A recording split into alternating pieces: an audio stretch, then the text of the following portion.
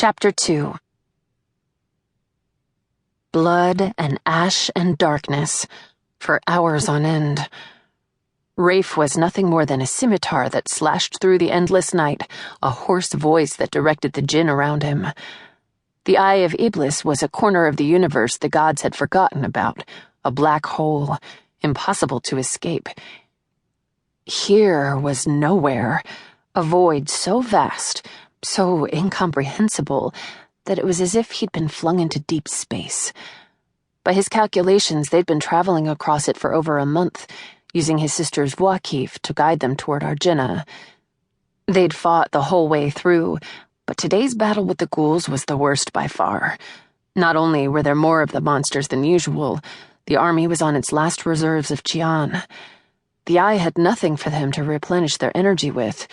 If they didn't get to Arjinna soon, they'd be stranded here forever, or at least until they died of hunger, thirst, ghouls. The supplies they'd brought with them were running out, but Zanari promised they were close to home, a day or two away at most. Home. Gods, it had been a long time since he'd seen Arjinna. The only light on the battlefield came from multicolored streaks of Qian as the jinn grappled with monsters twice their size. The circular formation protecting Nalia and Zanari, the Empress and her seer, had long since been breached as more and more ghouls descended. The lamps the brass army had carried were now mangled bits of glass and metal that littered the floor of the Eye. Raif ducked as a stream of violet Qian hit the chest of the ghoul running at him. He turned, and Nalia grinned at him, her hands burning with Gan Asari magic. Behind her, the brass army and the ghouls they fought made a terrifying tableau. "Show off," he said, laughing despite the death surrounding him.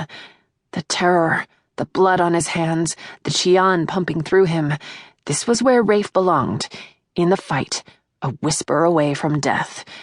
"Come on, tell me watching me kill ghouls isn't sexy," she said. Battle pillow talk, charged with adrenaline, with the knowledge that everything could end at any moment. In answer, Raif pulled Nalia to him, his lips crushing hers. The battle disappeared, and it was just the jinni he loved more than anything, and her Qian that filled him with liquid light.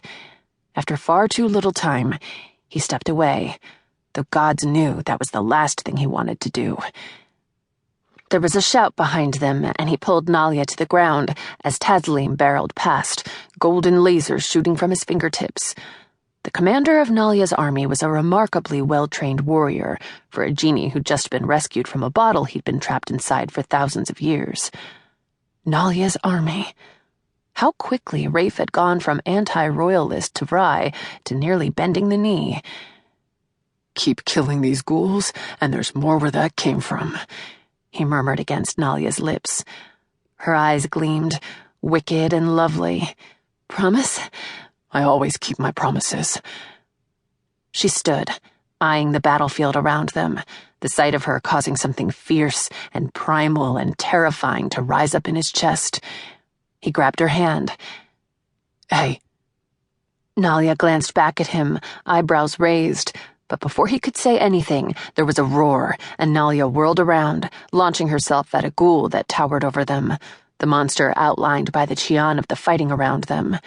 Its needle-sharp teeth gnashed at the air, moving toward her neck, saliva and blood dripping from its gaping mouth. But before Raif could move to help Nalia, the creature froze. Nalia pushed it to the ground with one hand, pulling her Gan Asari dagger out with the other. Paralyzed by the spelled blade, the creature could do nothing but watch as Nalia speared its heart. She stood, wiping the blood on her leather pants as she turned to Raif. "Better keep that promise, Jan Irby," she said. She winked before throwing herself back into the chaos.